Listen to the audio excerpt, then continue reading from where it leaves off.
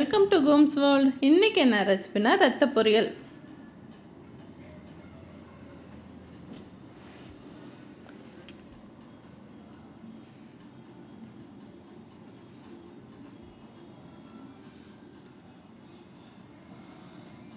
வாங்க இந்த ரத்த பொரியல் என்னோட ஸ்டைலில் எப்படின்னு பார்க்கலாம்.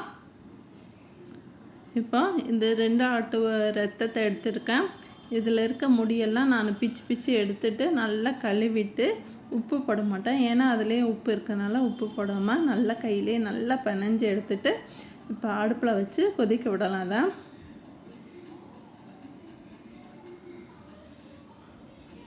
இது நல்லா கொதிச்சு வெந்துடுச்சுங்க. இதை வெந்த பிறகு இதில் இருந்து தண்ணி விடும். இந்த தண்ணியை நாம் அப்படியே சுண்ட விடக்கூடாது. இந்த தண்ணியை ஒரு 1/2 டம்ளர் தண்ணி ஊற்றி நல்லா வடிகட்டி எடுத்துடலாங்க. சிந்திடணுங்க. இந்த தண்ணி நமக்கு உடம்புக்கு கெடுதல். அதனால் இந்த தண்ணியை நம்ம சிந்திடணுங்க. சிந்திட்டு அதுக்கப்புறமா தான் நம்ம பொரியலை செய்ய ஆரம்பிக்கணும். அதுக்கப்புறமா வேணால் இதில் கொஞ்சமாக தேவைன்னா உப்பு சேர்த்துக்கோங்க, சரிங்களா? இப்போ அது வெந்துட்டு இருக்கட்டும். இப்போ மிளகு, சீரகம், ஏலக்காய், 4 ஏலக்காய், இந்த மிளகு சீரகத்தை நல்லா வறுத்துட்டு பொடி பண்ணி எடுத்து வச்சுருக்கேங்க. இந்த ரத்த பொரியலுக்கு இதுதான் ஹைலைட்டு, இந்த பொடி தாங்க. இப்போ பாருங்கள், நான் அந்த தண்ணியெல்லாம் சிந்திட்டு அதுக்கப்புறமா திரும்பவும் அதை வேக வைக்கிறேன்.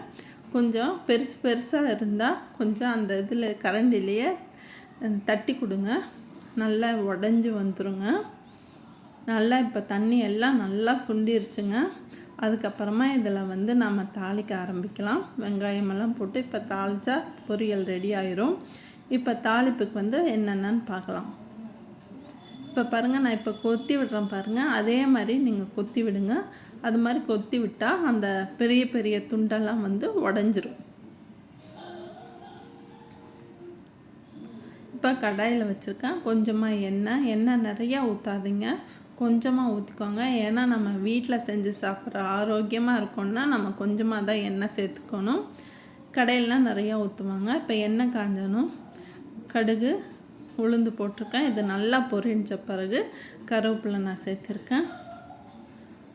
இது 2 பொரியிட்டுங்க. பொரிஞ்ச பிறகு சின்ன வெங்காயம் ஜாஸ்தி ஆகும், கொஞ்சம் பெரிய வெங்காயம் கொஞ்சம் கம்மியாக சேர்த்து 2 மிக்ஸ் பண்ணி இப்போ நான் இந்த பொரியலுக்கு நான் சேர்த்துருக்கேன். இது நல்லா வதங்கட்டுங்க. இப்போ இது ரத்தம் ஆறிட்டுருக்கு.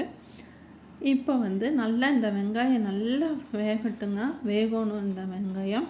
நிறைய பேர் என் வீடியோஸ் பார்க்குறீங்க, சப்ஸ்கிரைப் பண்ணிவிட்டு பெல் பட்டன் அமைக்கிட்டு பாருங்கள். அப்போ தான் நான் போடுற வீடியோ உங்களுக்கு உடனே சேரும். இப்போ நல்லா வெந்துருச்சுங்க வெங்காயம்.